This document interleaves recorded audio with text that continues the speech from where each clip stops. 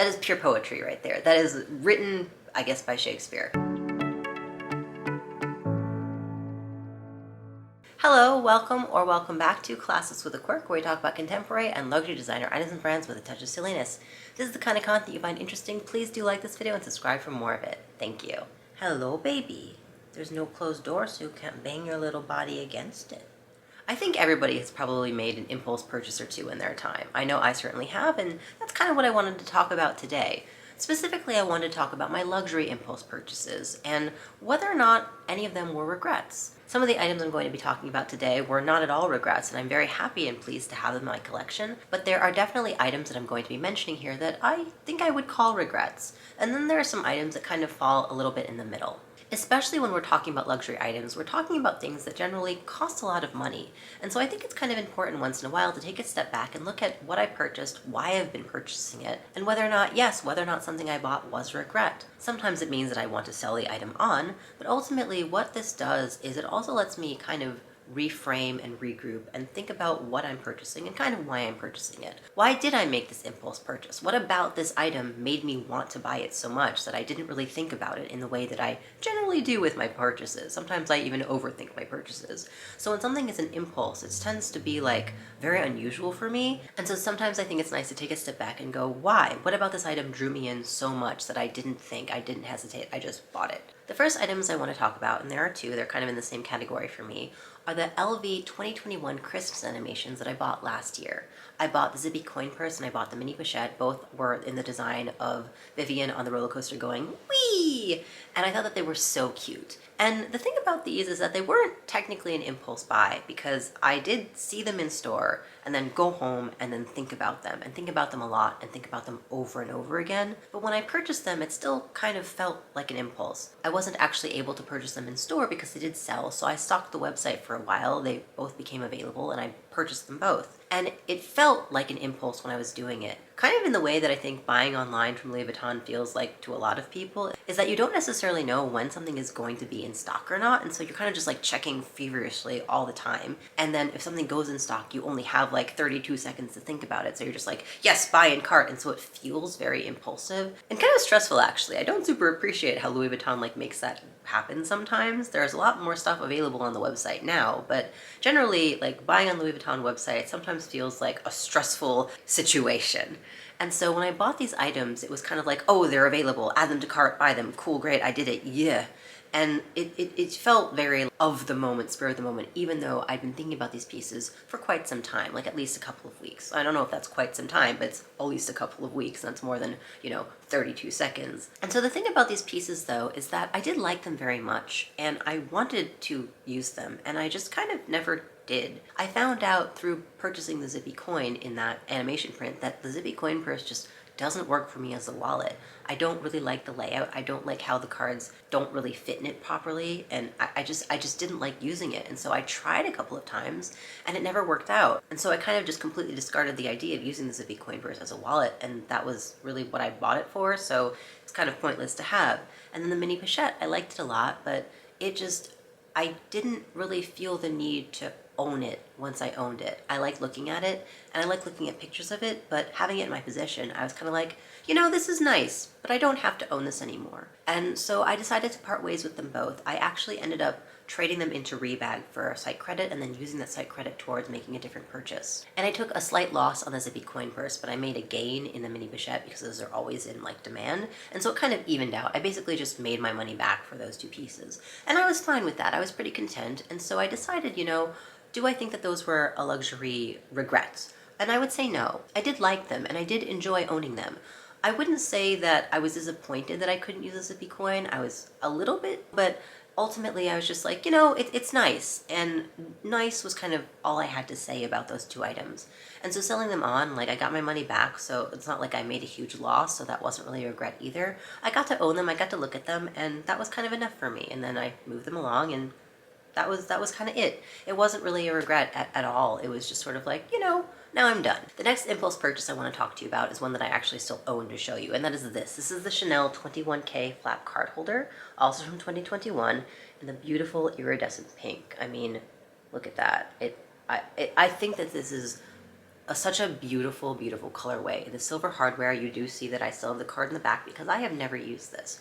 I was in the store to purchase the Chanel flap card holder in the black caviar and gold hardware. It was there and I bought it. I was really happy. And then my essay showed me this and I bought it. Didn't even, like, barely thought. I was just like, you know what, that too. There you go. It was before Chanel had instigated the like one SLG and one bag a month policy, so you were able to buy more than one thing at a time, and I bought them both. I have no regrets. I love this item. I think it was worth it. I haven't used it, and I think that having it in my collection not being used is still worth it to me. I'm going to use it eventually, but I'm still happy with Merrick Diverse. I'm still happy with the black caviar flap card holder, so I haven't felt the need to use it yet, but I'm going to at some point, and in the meantime, I get to like have it in my collection and look at it. And it's also kind of like, it's a small thing, so it doesn't feel like I spent so much money that I'm out because I'm not utilizing the piece. It's a small thing that is very beautiful that I get to have and own and look at and be pretty, kind of in the same way that the Louis Vuitton animation pieces were, but I haven't like fallen out of love with this yet. I've had it for about a year now and I haven't used it for about a year. I've owned this thing for a year, haven't used it, and still love it a lot. And I like it. I talked about this before on my channel, but I think that SLGs are a really good way to enjoy a little luxury. And I know that there are people of the mindset that like you shouldn't buy SLGs because it's a waste of money. You could just put that money towards a bag instead and have a bigger item. But I don't agree that just because it's bigger, it's greater in value to you.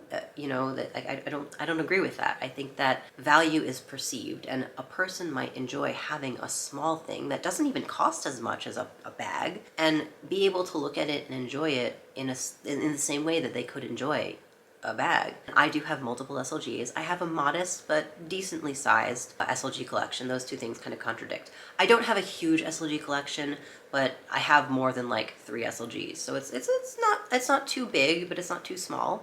And I'm really happy with it, and I do add things to it. I'm still on the hunt for more. I like them, and I like collecting them. And so this was definitely an impulse buy, not a regret in any way, and I still enjoy owning this, and it is beautiful. Look at it one more time.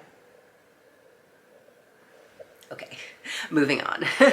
In the same vein though as the Chanel card holder that I just showed you, in terms of having a pretty item that just kind of sits on the shelf and isn't used, I now want to talk about my Chanel metallic walk, the boy style in the blue metallic lambskin from the Métier d'Art collection of 2020. Okay, like where to start? All right, first of all, this was an absolutely gorgeous piece. Definitely one of the most beautiful items in my collection in terms of like a colored piece. I just thought it was gorgeous. It was this beautiful metallic blue lambskin. It had aged gold hardware. It was the boy style, but in like a walk, which I think kind of like looks the most chic of all the boy styles. Personally, it's usually like an edgier look, but I think that in the walk the boy is very chic, especially in that color combination. It was just gorgeous. It was beautiful. I saw it in the boutique in 2020, right when the Métier d'Art had come out, and I fell in love instantly. I had gone into the boutique to buy, again, kind of like something classic. I had gone in to buy a classic caviar walk in black with gold hardware, and I did. The essay showed me both, and I saw the black one. I'm like, yeah, this is beautiful. I bought it. I saw the blue one and I couldn't get out of my head though. And I couldn't get out of my head, and I thought about it for a week. And again, a week doesn't make it seem like it's an impulse buy because you thought about it for a week, but it still felt kind of impulsive to me to get something that was so totally frivolous in my opinion. And all luxury is frivolous, you know, like we don't need any of this stuff. It's fun, we enjoy it, that's why we buy it, that's why we use it. And that's what I mean in terms of buying it. I didn't use it. I didn't have an idea of how to use it. I didn't have a purpose for it. I was just like, this is beautiful and I don't want to miss out on it. You know, maybe a little bit of FOMO there. It's beautiful. I don't want to miss out on it. I think I should just buy it. And I did. I can't say it was a regret. It was definitely an impulse, and I didn't use it for 2 years. And occasionally I did feel bad that I wasn't using it. It sat on my shelf and I admired it, and every so often I looked at it, and every so often I thought about selling it, but it took me 2 years to basically become comfortable with the idea of letting it go. I actually talked about this in my most neglected bags video, which I released a little while ago, that I did sell this. I moved it along, and I had it for 2 years. I enjoyed it in my own way for 2 years, and then it went to somebody else to make them happy. And I think that's good. I think that's fine. Sometimes when you purchase anything, but like we're talking about luxury, so sometimes when you purchase luxury, you're purchasing it to enjoy it in whatever way that you enjoy something. And for some people, and honestly for me, that usually means using the item, but sometimes like with my card holder, like with this walk, it's just to have it. Just to have it and admire it. Kind of like I have art that I collect. I admire other things too. A sculpture, like a glass sculpture, is a piece of art that is just there to sit on your shelf and look pretty. So this time it was a Chanel walk that sat on my shelf to look pretty.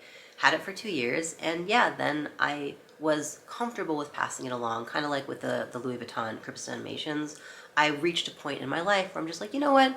I had it, I enjoyed it, and now I'm done. And so I wouldn't call that a regret, because I didn't at any point say, oh, I shouldn't have bought this. I shouldn't have spent the money. I enjoyed it for what it was, for what I was able to use it for. And even though I kind of felt bad that I wasn't using it once in a while, I felt like, you know, I should be using it. Why am I not using it? I didn't ever feel, oh, I bought it and I shouldn't have bought it. Does that make sense? I hope it makes sense. Next thing I want to talk about, though, is something that I do consider a regret. And I do say sometimes like, oh, I bought it, I shouldn't have bought it. And that is this. And this might not be a surprise to you, especially if you did watch my most neglected bags video, because this made it into that too. I've used this 3 times, maybe 4 times. This is from the Fendace collaboration swap thing that Fendi did with Versace, where they each designed for the opposite house and then sold their things with the opposite house. I happen to think this is really cool. There are some people who talk about it saying like it looks kind of like a makeup bag or a free gift with purchase. And I do understand. I kind of see that. It doesn't make me like it any less, but I do understand that point. But I think it's really cool. I think it's very like interesting and edgy, and it's not something that I have in my collection in all. I tend to not have things with like giant branding. I mean, I have my Chanel classic flap stuff, and those have the big CCs, including my like Mademoiselle Jumbo, which has the big CCs. But something with like a big bold like this kind of logo, I just don't possess, except for this. So this is really interesting because it has 2 different fonts on it, which sometimes drive people nuts. Actually, I like it, but it's got like the Fendi font and then the Versace font, so like the E's are different and the sizing is different. It's got this really cool like safety pin design at the end, but it's got the double FF logo and the Medusa head. And I like this element. I think this is one of the coolest elements. It comes with a strap that you can wear it crossbody or long shoulder, short shoulder, across the body, but it's a little bit big for me to do that. I really wanted from this collection the Fendace sunglasses. I really like those sunglasses.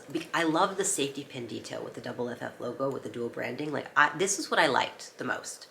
And so when I went to look at other things from the collection, I have a Versace near me, but I don't have a Fendi. And Fendi sold the sunglasses, Versace didn't. So I went in and I saw this, and I really liked it. I liked a lot of stuff from that collection. I talked about it for a long time, actually, on my channel. I liked the Sunshine Shopper Tote. I liked the mini Sunshine Shopper Tote. I liked some of the baguettes. Like, I liked a lot from this swap. But this was the only thing that I felt I could use that made sense to purchase. I even didn't buy the sunglasses because I wear glasses, and I'm like, the sunglasses are a silly buy because I wear glasses. I ultimately regretted not getting the sunglasses, went on a feverish hunt to be able to try to procure them. Did in the end. I had an unboxing video on my channel. I'll link it for you because I am overcome with delight.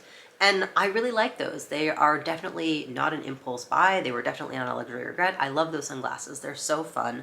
I enjoy wearing them every time I get the opportunity to, and looking at them makes me happy. This bag, though, I could have spent the money on something else. I could have not bought this and been happy with the sunglasses. I wish that I had bought the sunglasses first and not dithered and bought a bag. And that is something that I kind of appreciate about myself doing this kind of thing, is like looking at my impulse buys, looking at my regrets, because I saw this and I bought it partially because it was a bag and not a sunglasses or a clothing item, because it's always been easier for me to purchase bags and accessories over things that like go literally on my body or on my face. Clothing has always been a little bit difficult for me, so I'm more likely to buy like a handbag over a really cool like outfit. Or I'm more likely to buy, I don't know, even shoes sometimes over like a pair of glasses or something. I'm branching out in shoes, but like, no, it's been harder for me to branch out in my clothing styles and choices. And so I also don't spend a lot of money on my clothes, not because I don't want to, or I think that there's like a benefit or not a benefit. Like I thrift a lot of my stuff, and I really enjoy that. I like thrifting. Most of my stuff is thrifted. Like this jean jacket is thrifted. This top is thrifted. Like I get a lot of my stuff used, but it also means that I don't experiment with my clothing, because sometimes if it's not there, you don't buy it. And I'm starting to branch out into buying more clothing that makes me feel comfortable and happy, but I'm still working on being comfortable and happy.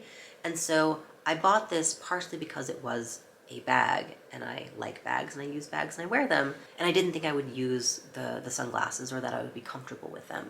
And I do regret owning it. I regret that I purchased it because I saw it in the store, I saw it in boutique in Versace. I bought it and got home and unboxed it, and even when I just unboxed it, I kind of had to like, should I have done that? And when you buy Versace in store, you can't return it. You can only exchange for store credit. So it kind of was like pointless to try to do anything about it. And I did make a video on my channel where I revealed it and reviewed it a little bit. And I think even in the video, you kind of could see that my energy wasn't there. Like when I unbox something that I'm really excited about or reveal something that I'm really excited about, you can see it. Like I am overcome with glee. My sunglasses unboxing, I was joy, like whole time, like I was grinning ear to ear. This one, my energy was down, and I talked about how I didn't feel like cool enough to wear it, which is still true. I don't feel like I have such a hard time with this bag, and you know, that makes me not want to wear it because I don't know how to style it. And I know people gave me suggestions, and I appreciate them. I always appreciate suggestions, and I tried some of them, really I did, and I just didn't feel like it worked. I just didn't feel like this bag works for me, and just sometimes that's how it is. Sometimes something just doesn't work for you. Even if it looks good, if you don't like it or if it doesn't feel like it works, then it doesn't work, even if other people compliment you. You know, it's like a whole thing. Knowing what I do now in terms of like why I purchased it, which was because it was a bag and not a sunglasses accessory or not a clothing item, I kind of am trying to be better about that and like go, okay, you know what? I don't have to buy a bag. It doesn't have to be a bag if I like a collaboration or if I like a style or a design.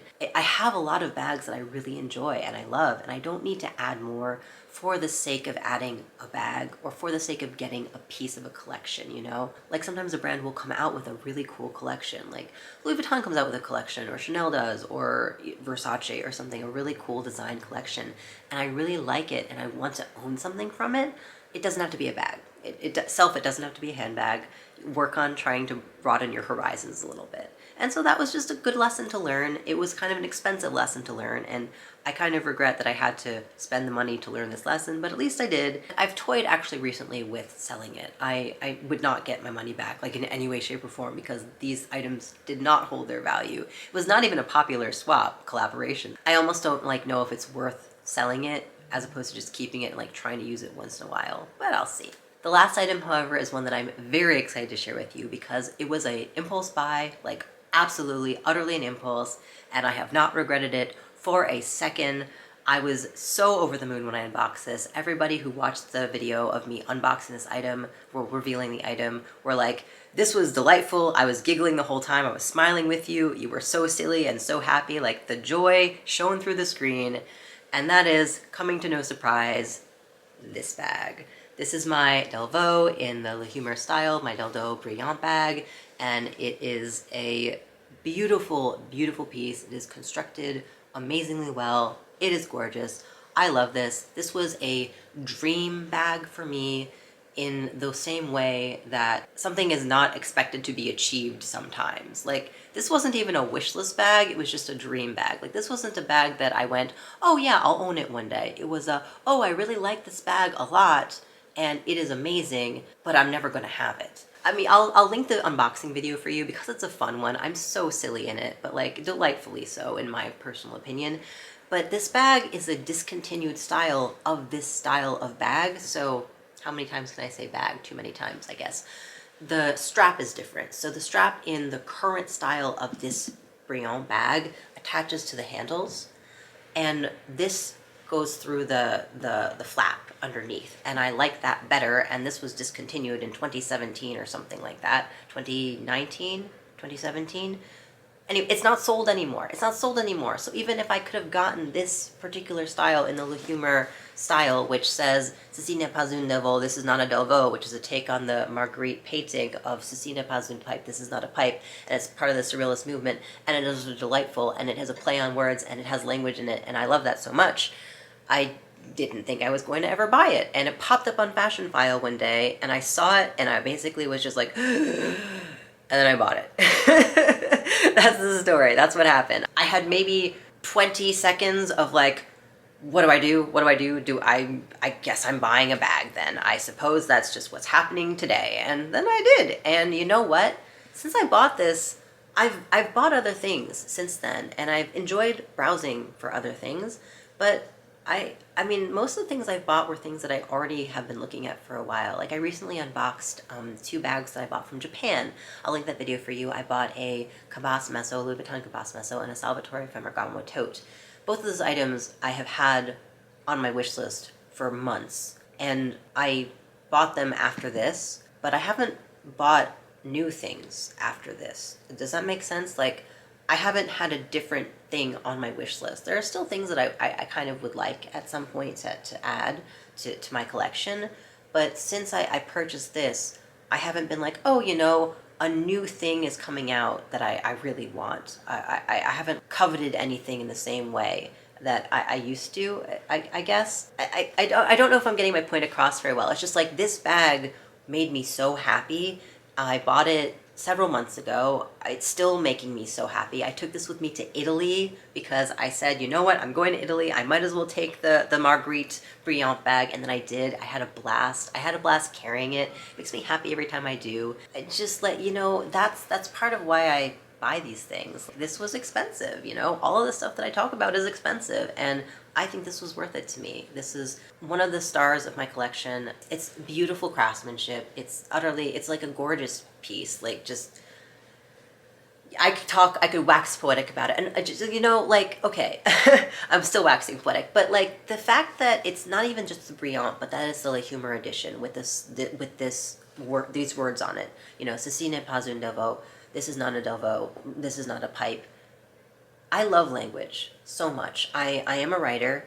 I love wordplay. I love cleverness so much. I talked about this more in my unboxing video, so I won't take too long. But one of my favorite lines ever of any written work is actually from a musical, because I'm a musical fan too. I'm a total nerd, like in all capacities. Like I'm not just a leather nerd. I'm a musical nerd. Like I'm just like, I'm in general a nerd. I mean, it's kind of in my name, right? Like, so there's this musical called Something Rotten, which is a musical that takes place in the Renaissance about 2 playwright brothers who are trying to make a play and sell a show, but it's also during the Renaissance when Shakespeare exists, and Shakespeare is like the only playwright anybody cares about. So these 2 brothers are struggling because they're competing with Shakespeare.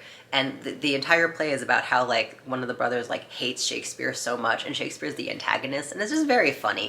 It's such a good show. It's so clever. I got to see it on tour, and like I want to see it again so badly. I know it entirely by heart. But okay, so I'm getting off topic here. So in the show, Shakespeare has 2 songs. He has one song that's kind of like him singing. He's singing about his work, like singing about his odes, and he's like, it's called Willpower, and it's like a rock opera ballad kind of. And the other song is called Hard to be the Bard, okay? And it's just 4.5 minutes of William Shakespeare whining about how writing is difficult. And like, I feel that in my soul so much. I love writing so much, but it is very difficult sometimes. And Hosey's just like going, it's difficult, it's hard, I don't like it, I'd rather just be famous. And then there's a line in this song. This has nothing to do with handbags. I don't know why I'm talking about this, but I'm going to just share this with you because I think it's delightful. There's a line in this song that is my favorite bit of prose in anything, ever, from just this one musical, okay? And it's hard to alleviate the pressure to create. It's hard to do something as good as the last thing I did that was already great. That is pure poetry right there. That is written, I guess, by Shakespeare. But just, I mean, I love that. I love that so much. I love how clever it is. I love the cadence of it. I love how the words work. It's hard to alleviate the pressure to create, hard to do something as good as the last thing I did that was already great. Like, that is beautiful to me. I love it. And I love that it's silly. I love that it's just, it just encompasses so much about how creativity works sometimes, especially if you do something you're really proud of and then you're just like, oh gosh, I have to do more things that I'm really proud of. I don't know what this has to do with handbags. Delvaux, this is good bag. Good bag. Good bag. Love the language. Love the surrealist movement. Love how that also kind of is about like silliness and quirkiness, but in a classic piece. And impulse buy was that's the topic of this video. Impulse buys. Don't regret this. Never would regret this. Oh my gosh. Like, impulse buy, probably one of the most impulsive buys on this list, honestly, because everything else I sometimes thought about for like a week. Bought this, love it.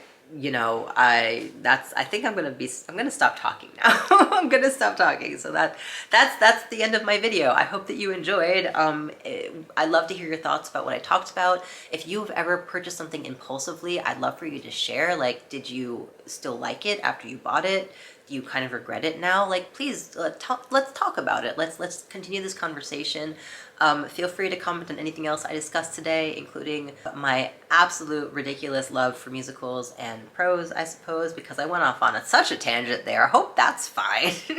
You're probably used to this by now if you already watch this channel regularly or at least once in a while. You're like, wow, yeah, this is kind of what we expect from this person. This is what we expect. So I hope that you enjoyed. If you like this video, please do give it a like. It super duper helps the algorithm, and subscribe for more content that helps the algorithm even more. Thank you so much for watching, and I'll see you next time.